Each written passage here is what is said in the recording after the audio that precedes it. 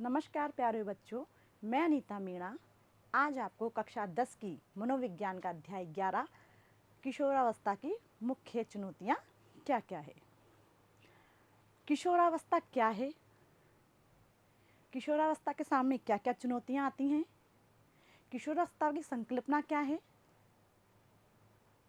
किशोरावस्था में आने वाली चुनौतियों के प्रमुख कारक क्या क्या हैं, उसमें शारीरिक विकास का क्या योगदान है, उसमें लिंग की क्या भूमिका है,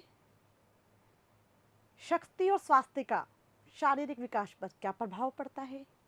इन सभी के बारे में आज हम इस अध्याय में विस्तार से पढ़ेंगे। किशोरावस्था, किशोरावस्था का नाम सुनते ही हमारे मन में एक युवा सा लड़का या लड़की का चित्र दिखाई पड़ता है। जीवन की सबसे महत्वपूर्ण अवस्था में किशोरावस्था भी एक प्रमुख अवस्था है। किशोरावस्था को तूफान से भरी अवस्था भी कहा जाता है, क्योंकि बालक बाल्यकाल से प्रौढ़ावस्था तक निरंतर विकास करता रहता है। बाल्यकाल, मध्य बाल्यकाल और फिर किशोरावस्था। किशोरावस्था तूफान से भरी अवस्था है जिसमें बालक को लंबे समय तक उस समय को संघर्षों से गुजारना पड़ता है। जब बालक इन संघर्षों से सफलतापूर्वक निकल जाता है तो प्रौढ़ावस्था में पहुंच जाता है। प्रौढ़ावस्था से पहुंचने से पहले किशोरावस्था में क्या क्या बालक के सामने समस्याएं आई, क्या क्या चुनौतियां आई, उसके बारे में हम पढ़ते हैं। किशोरावस्था बचपन से प्रौढ़ता की ओर संक्रमण काल है जिसमें कई चुनौतियां हैं। देखो बच्चों, किशोरावस्था बचपन से प्रौढ़ता की ओर चलने वाली एक साधारण क्रिया है। हम सभी इस अवस्था से गुजरते हैं और ये बचपन से जब तक बालक या बालिका जीवित रहता है, लगातार विकास करता रहता है, उस अवस्था का नाम है। जब बालक अपने भविष्य की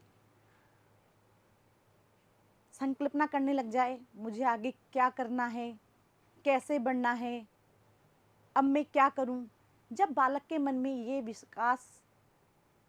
ये विचार जब आना प्रारंभ हो जाते हैं तो बालक किशोरावस्था की ओर गति करने लग जाता है।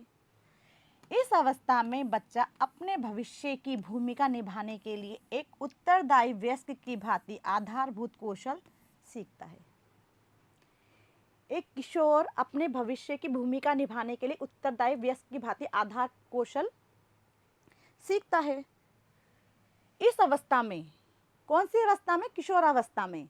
इस अवस्था में तनाव, खिंचाव, आक्रामक तेवर की है। किशोरावस्था को तूफान की अवस्था भी कहा जाता है। इस अवस्था में बालक तनाव, खिंचाव और आक्रामक तेवर से भरा रहता है और उसके अंदर कुछ करने की ललक हमेशा बनी रहती है। इस अवस्था के अंदर जब बालक सफल नहीं हो पाते, तनाव से ग्रसित होकर बालक अपराध और आत्महत्या की दर में बढ़ने लग जाते हैं। एक विद्वान है एरिकर्सन जी, उन्होंने कहा, जीवन में प्रत्येक अवस्था में प्रतिद्वंदी, प्रतिस्पर्धा, संघर्षपूर्ण स्थिति है। अर्थात व्यक्ति की प्रत्येक अवस्था में संघर्षपूर्ण स्थिति होती है। जो बच्चे इस संघर्षपूर्ण स्थिति से सफलतापूर्वक निकल जाते हैं, वे अपना आगे का जीवन स्वस्थ और सफलता से चलाते हैं। यदि कोई बालक इस स्थिति का सफलतापूर्वक चयन नहीं कर पाता या आगे नहीं बढ़ पाता तो वो दुख से ग्रसित हो जाता है। वो ये समझ नहीं पाता कि अब मैं आगे क्या करूं। बालक के विकास में जैविक और सामाजिक दोनों ही गुण पाए जाते हैं। जैविक गुण से तात्पर्य है बालक का शारीरिक विकास, जबकि सामाजिक विकास का तात्पर्य है बालक अपने आसपास के वातावरण में किस तरह सामंजस्य बिठा पाता है। देखो बच्चों, यौवनारंभ के ठीक पहले जो परिवर्तन होता है उसे किशोरावस्था से पूर्व का विकास का प्रवेश कहते हैं।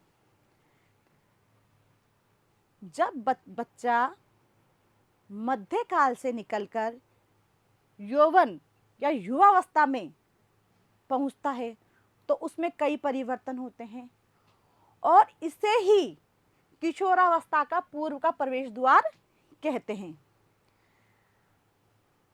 किशोरावस्था में अधिकतर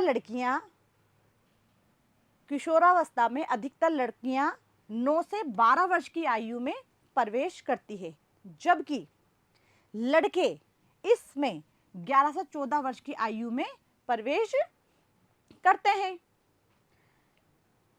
देखो बच्चों, 11 से 14 वर्ष की आयु तक लड़के और लड़कियां अपना शारीरिक विकास करते हैं। शारीरिक और जैविक दोनों विकास क्योंकि एक दूसरे के सामंजस्य से चलते हैं, तो बालक का और बालिका का जैविक विकास और सामाजिक विकास होना बहुत महत्वपूर्ण है।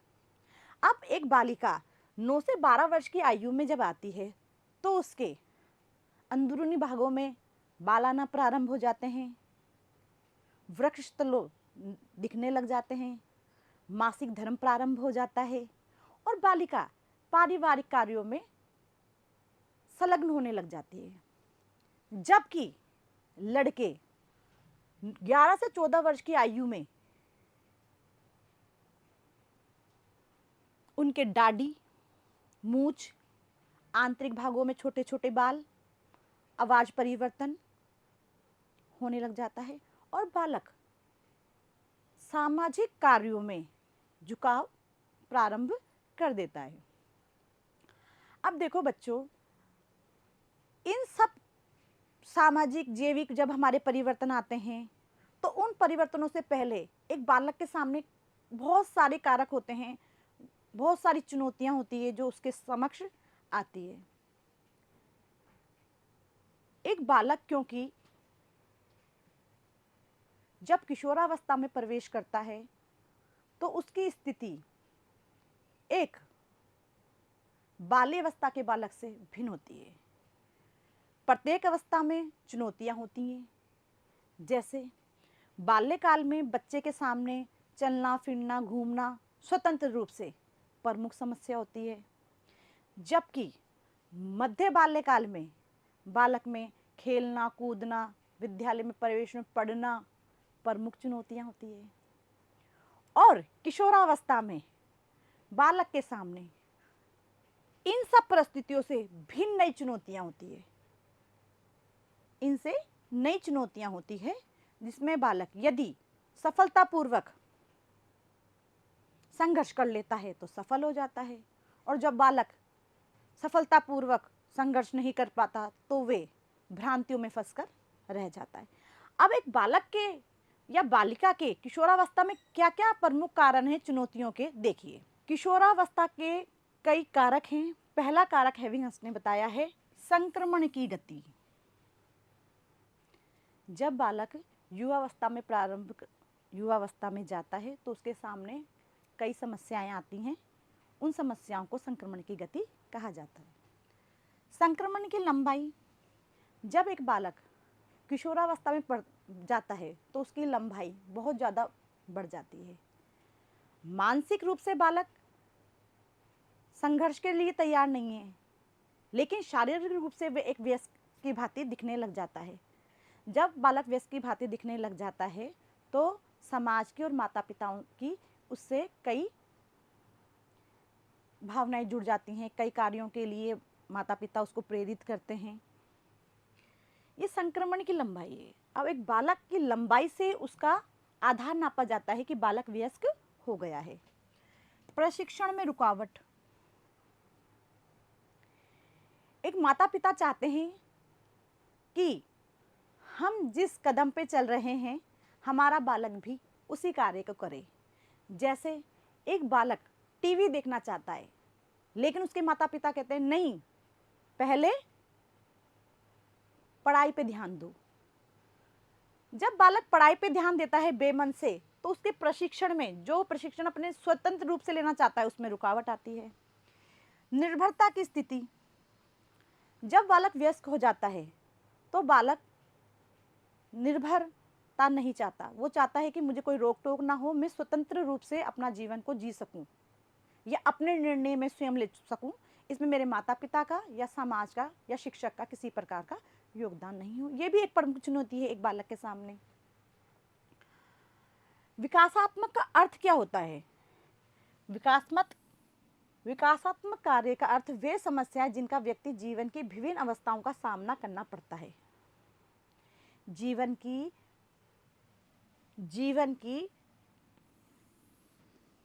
विभिन्न अवस्थाओं का सामना करना पड़ता है। कौन सी अवस्था में? विकासात्मक में। किशोरावस्था में इसकी चुनौतियां,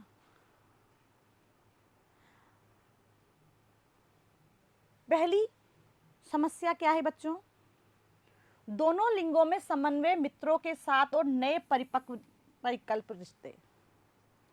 एक बालक विषम लिंगी की ओर आकर्षित होता है और वह पहली बार समझता है सुंदरता क्या होती है। सुंदरता शब्द का प्रयोग किशोरावस्था में बच्चा यौवनारंभ में प्रारंभ कर देता है, लिंग परिवर्तन में। शारीरिक गठन, बालक का लंबाई चौड़ाई बढ़ने लग जाती है, दाढ़ी मूंछ आने प्रारंभ हो जाते हैं और पूर्व की भांति अपेक्षा अब बालक अपने आप को वयस्क समझने लग जाता है। माता पिता की संवेगात्मक स्वतंत्रता प्राप्त करना, किशोरावस्था में बालक चाहता है कि वे अपने माता पिता से स्वयं की स्वतंत्रता निश्चित कर सके। जैसे एक बालक डॉक्टर बनने की बजाय टीचर बनना चाहता है और माता पिता कहते हैं नहीं, आपको डॉक्टर बनना है, तो बालक संवेगात्मक रूप से स्वतंत्रता चाहता है। चौथा, व्यवसाय का चयन की स्वतंत्रता, बालक चाहता है कि मेरे लिए व्यवसाय कि मैं आगे जीवन में कौन सा कार्य करना चाहता हूँ उसकी मुझे स्वतंत्रता हो और उसमें किसी का हस्तक्षेप ना हो। ये भी एक प्रमुख चुनौती है। पांचवा है विवाह और पारिवारिक जीवन की तैयारी। जब बालक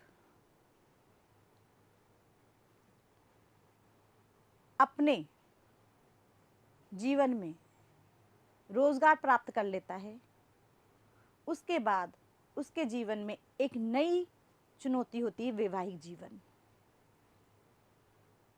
कि वैवाहिक जीवन में वे कैसे सफर करेगा। ये एक बालक की प्रमुख चुनौती है।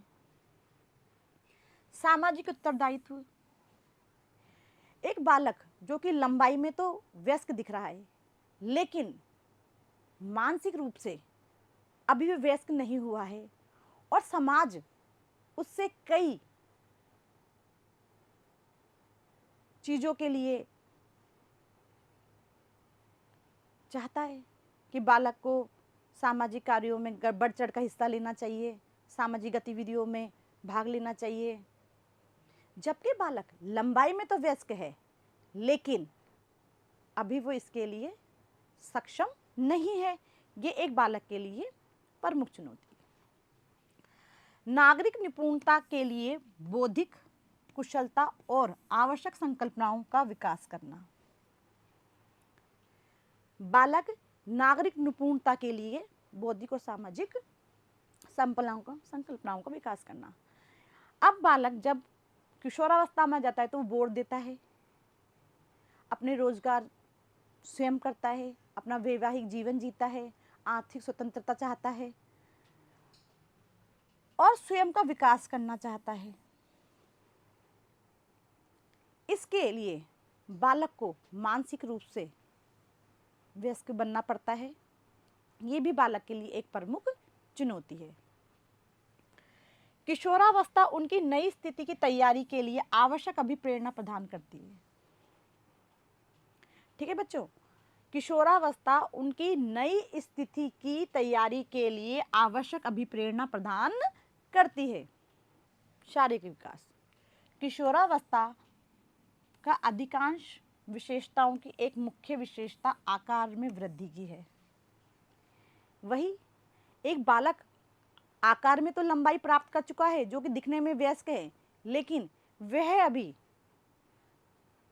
मानसिक रूप से और मनोवैज्ञानिक रूप से सक्षम नहीं हुआ है। बालक के आकार में वृद्धि होती है, लंबाई और भार में, स्वर में, गंभीरता आदि लक्षण उसके शारीरिक विकास के अंदर आने प्रारंभ हो जाते हैं।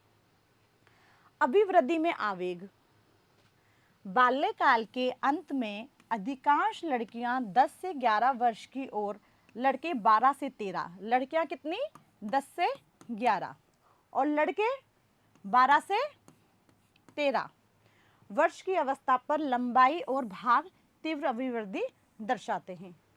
लड़कियां तो 10 से 11 और लड़के 12 से 13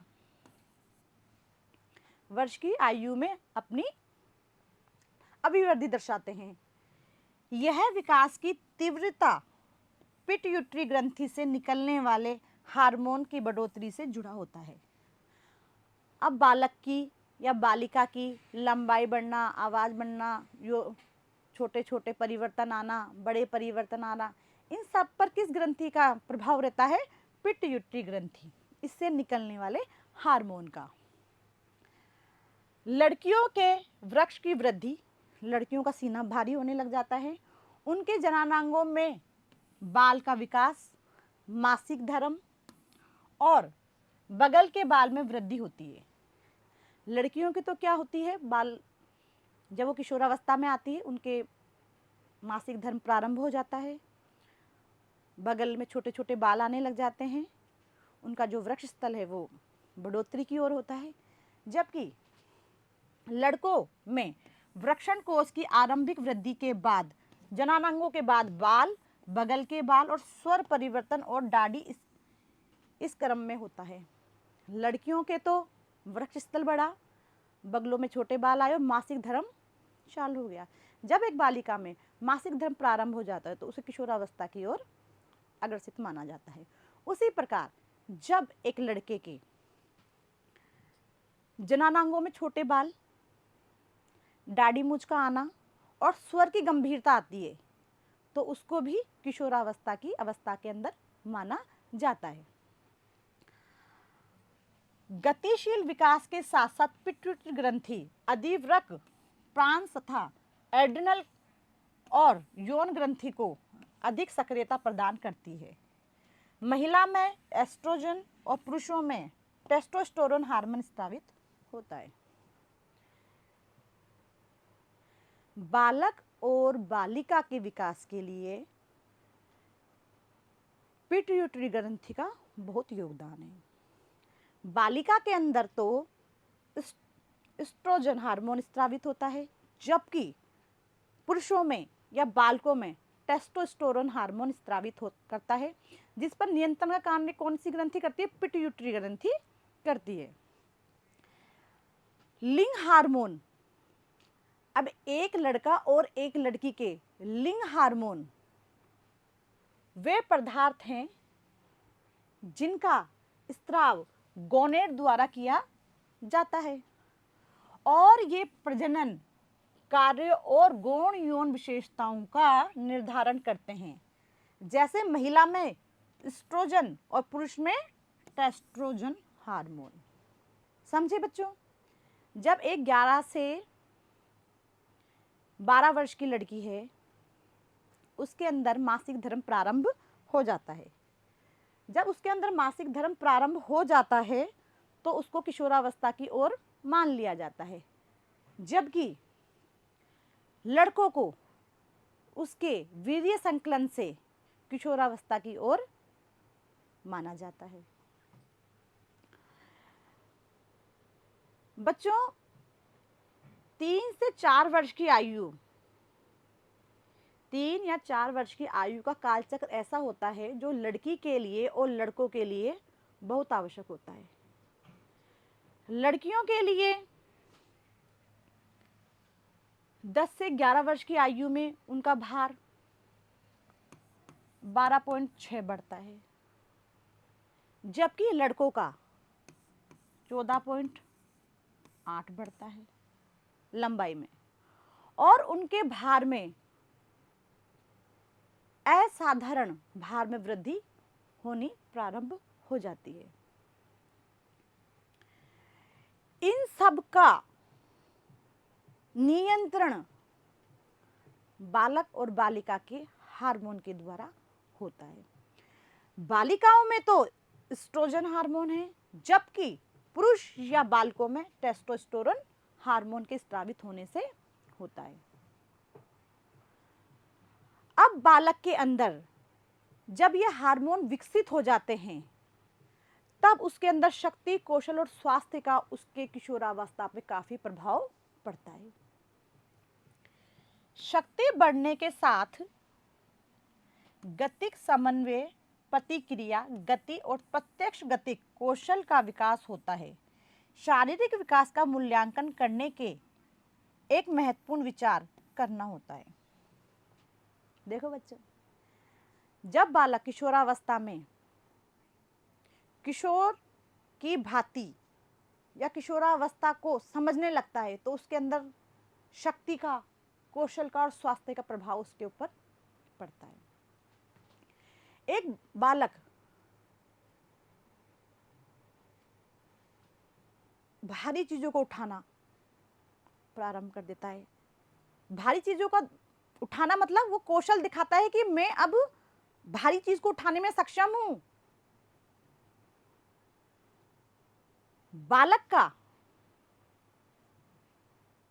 चेहरे में परिवर्तन हो जाता है, क्योंकि बालक के चेहरे में दाढ़ी और मूंछ आने से बालक बाल्यावस्था की तुलना में भिन्न दिखाई देता है।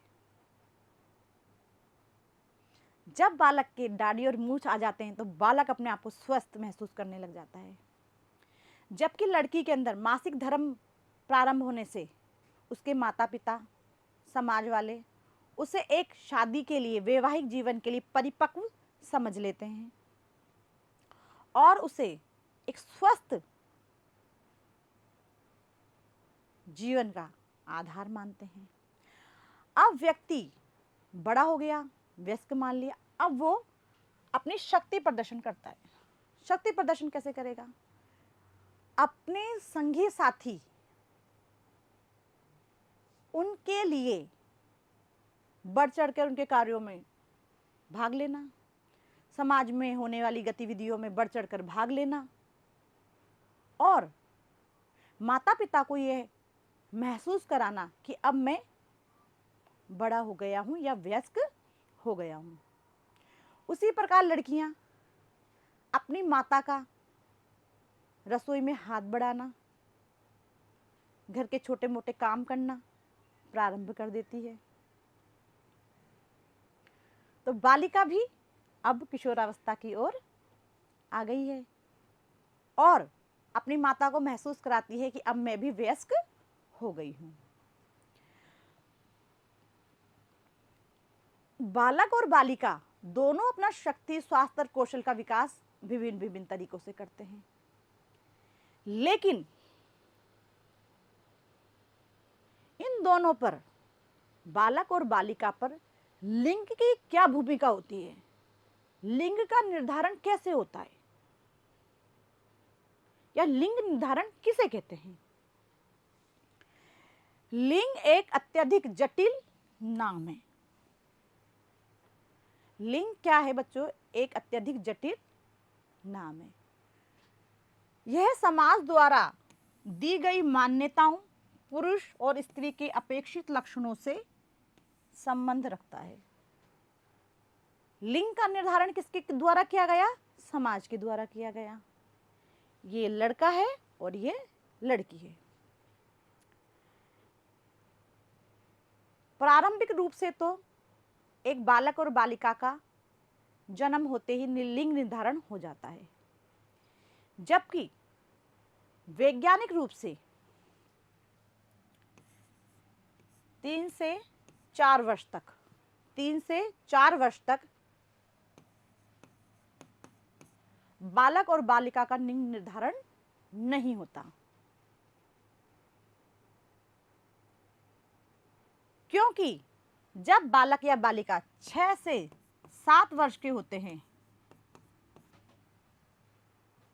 जब बालक 6 या 7 वर्ष के होते हैं तो उनका लैंगिक लक्षण स्पष्ट रूप से प्रभाव दिखाई पड़ता है कि ये महिला है, ये पुरुष है, ये अन्य लिंग में नहीं है। पुरुष द्वारा निर्धारण कर दिया जाता है। पुरुष अपने पिता की ओर, पिता को देखकर जो कि वो कार्य करते हैं, उस कार्य के प्रति अपना उत्तरदायित्व, अपना कार्य करने लग जाते हैं, जबकि बालिका अब जब अपने घर में अपनी महिला माँ को देखती है तो वो अपनी माता से प्रेरणा लेकर महिलाओं की तरह घर के या बाहर के कार्य करना प्रारंभ कर देती है। इस प्रकार लिंग से बालक और बालिका का निर्धारण होता है कि ये पुरुष है और ये स्त्री है। आज हमने इस अध्याय में किशोरावस्था की कल्पना के बारे में अध्ययन किया कि जीवन की सबसे महत्वपूर्ण अवस्था किशोरावस्था है। इसके समक्ष हमें कई चुनौतियों का सामना करना पड़ता है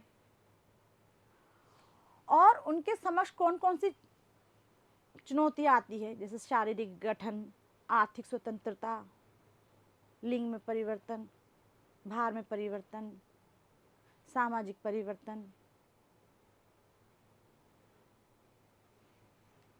समाज में स्वतंत्रता और इन चुनौतियों से कैसा निकला जाए, उसके समाधान। और जब बालक किशोरावस्था से निकलता है तो प्रौढ़ावस्था की ओर चला जाता है।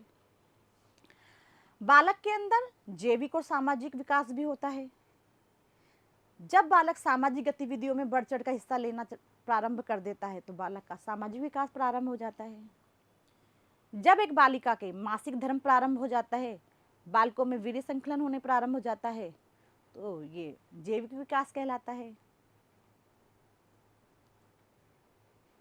विकासात्मक कार्य, जब बालक और बालिका का सामाजिक और जैविक विकास हो जाता है तो उसके बाद बालक विकासात्मक कार्य की ओर अग्रसर होता है। इसमें बालक के माता पिता, समाज, दोस्त उसका सहयोग करते हैं। जो बालक इसमें अपने माता पिता, समाज द्वारा सफलतापूर्वक इस चुनौती का सामना कर लेते हैं, वे स्वस्थ और अपना अच्छा जीवन जीते हैं। और जो बालक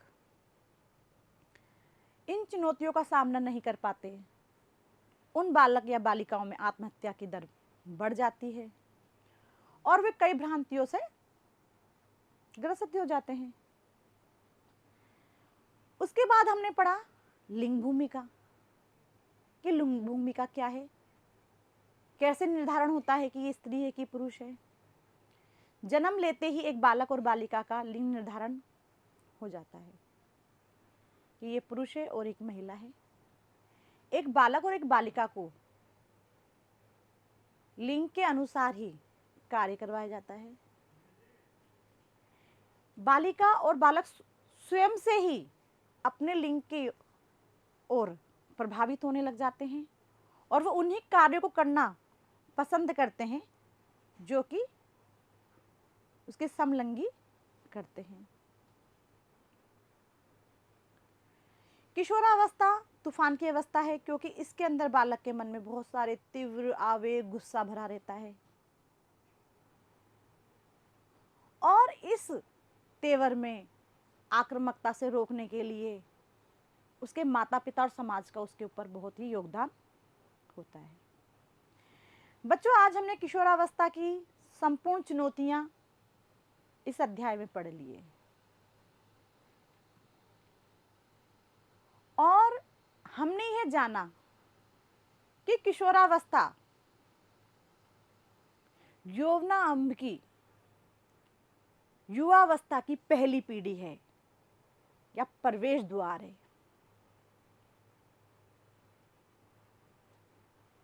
और यह अवस्था बाल्यकाल से प्रौढ़ावस्था की ओर निरंतर गति करती रहती है।